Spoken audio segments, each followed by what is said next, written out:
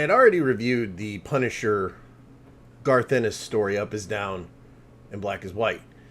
To me, the quintessential most messed up Punisher, maybe not quintessential, but definitely the most messed up Punisher story. Some would argue with that. Now, I've stated that Garth Ennis's run on the Punisher is second to none. It's the greatest. It's not only is it the greatest Punisher run in history so far, but it might be one of the greatest comic runs in history. Such a gritty style. Well, when Ennis left, it's kind of like, oh God, who can do it better than Ennis? Well, they hired Steve Aaron, and he worked they hired Jason Aaron. He worked alongside with Steve Dillon, and he did a run on the Punisher Max. And I'm holding up the first book. It's called Kingpin. And the reason I'm not holding up an Omni is the Omni is out of print. Now, Marvel likes to reprint stuff. Maybe they will reprint it. As of now, it has not been reprinted, and it'll run you some money. These trades are going out of print. I think they're out of print, so places are starting to run out of them as well. But you can still get them. I believe, and I'll cover them all just one at a time. You don't want to hear me talk that long. I think it's 3 or 4. I can't remember for a fact. I'm almost positive it's 4. But the way he did it is the Punisher is aging. So, in the realm of some comics, like Peter Parker, contrary to what people think, was out of high school, but, pretty early into the run. But he stayed a young man for 70 fucking years. I don't know, not that long. But, even Alfred hasn't aged in the world of DC. Well, in the Punisher, who's still, punishing to this day, Jason Aaron took him and he aged him. And he made him older. He made him grittier. He gave the story an intro, which is what I'm going to go over today. And that is the origin of the Kingpin. And let me tell you, the artwork in this book is not as down and dirty, gritty as like the Garth Ennis. It's a little more kind of colorful, cartoony, but it is graphic. There are a lot of bad words. There's nudity, tons of blood.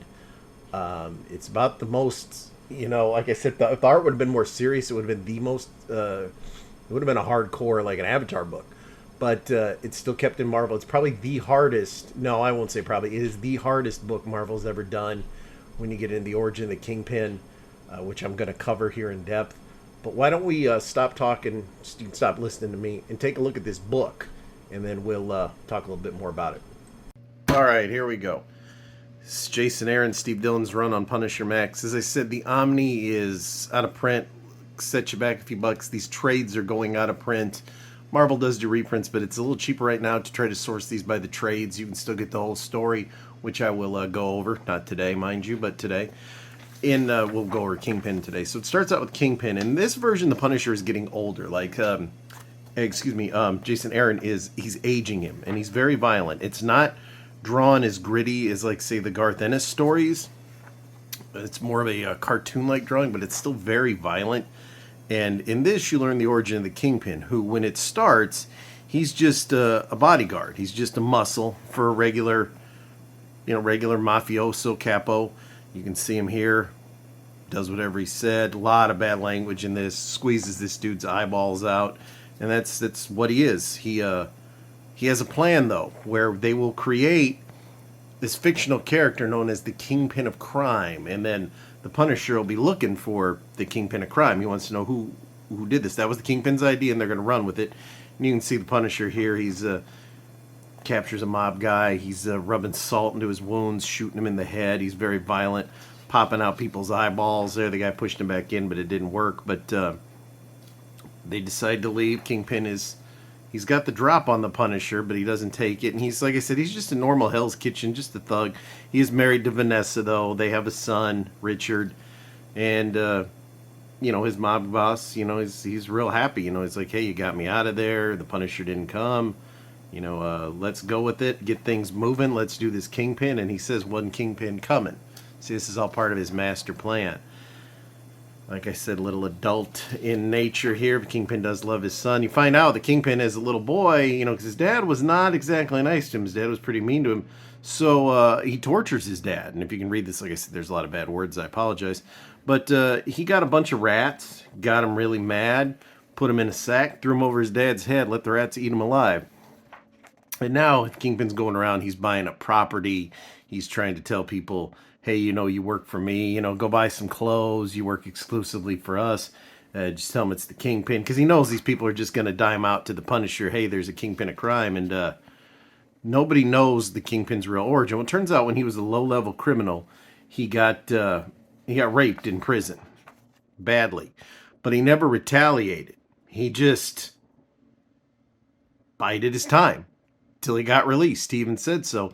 Then he found the guy that raped his wife, paid a whole bunch of crackheads, some money and crack and that, had him run a train on her. Took pictures of it. They ended up killing her. He sent the pictures to the guy in jail. The guy broke out of jail to, try to save his wife, and Fisk killed him. Shows you how he thinks. And, he's just slowly taking out all these other mob people. He's letting his, the guy he's working for think everything's going smooth. Meanwhile, the Punisher's trying to figure out who the hell is this new Kingpin of crime that we're talking about? Who is it? And he can't figure it out. And, the other Kingpin he calls the Messonite, who's like, he's Messonite, I can't say he's Amish. He's like a hired hitman, and he's going to use his old school Amish style techniques to kill the Punisher. And, here's the Punisher. He's just, Kingpin, going through all the different people. Punisher's in there. They have their battle. Like I said, there's nudity in this, a lot of violence. It's just drawn a little weird. He has his first fight with the Kingpin. But Punisher, he's the Punisher. He always manages to escape. But then again, so does the Kingpin, who's now gaining more and more power. And, cut back to our boy here, and he's going after the Punisher. He's got to get some money to pay for his sick wife's operation, so he takes his little horse and buggy to New York. And, he's like, yeah, I'll take care of him for you. Meanwhile, the Kingpin, he's talking, and even the Punisher says, I know you got a wife and a kid. Well, let's see what's going on. And you think he's finally going to stop it, but he gets jumped, and this guy's using, like I said, his old school techniques. He got the sledgehammer, busts the Punisher's hand, but Punisher's got a knife boot, gets him right in the crotch, in the face, everywhere. But, this guy, he gets tased, but like I said, he's still got his sledgehammer, but that only does so good when the guy you're fighting starts wrapping a chain around his neck and beating the crap out of him.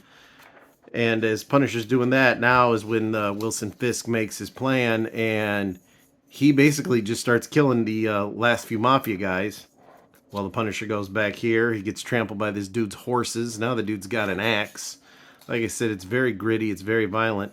And the Kingpin, he goes up to see, the head mob guy, and he starts killing him. But they find out that, hey, got a family. So here's where it kind of takes a turn for even the more dark. They have the Kingpin's son is now being held hostage, so to speak. Punisher's still, a good couple of bombs, some bullets, some guns, everything. It's this long, drawn-out 2-issue battle.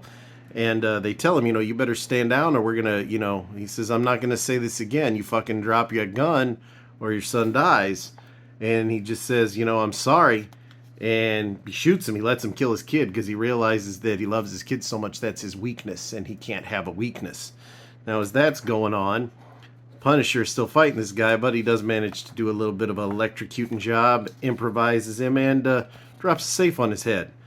Now, the Kingpin has, as you can see, he has murdered everyone. He's now the Kingpin of crime, but his wife ain't happy. And he even tells her, he's like, yeah, we'll have another one. We'll have another one. Well, obviously, this guy ain't going to get the money for his sick wife because a safe has been smashed over his head.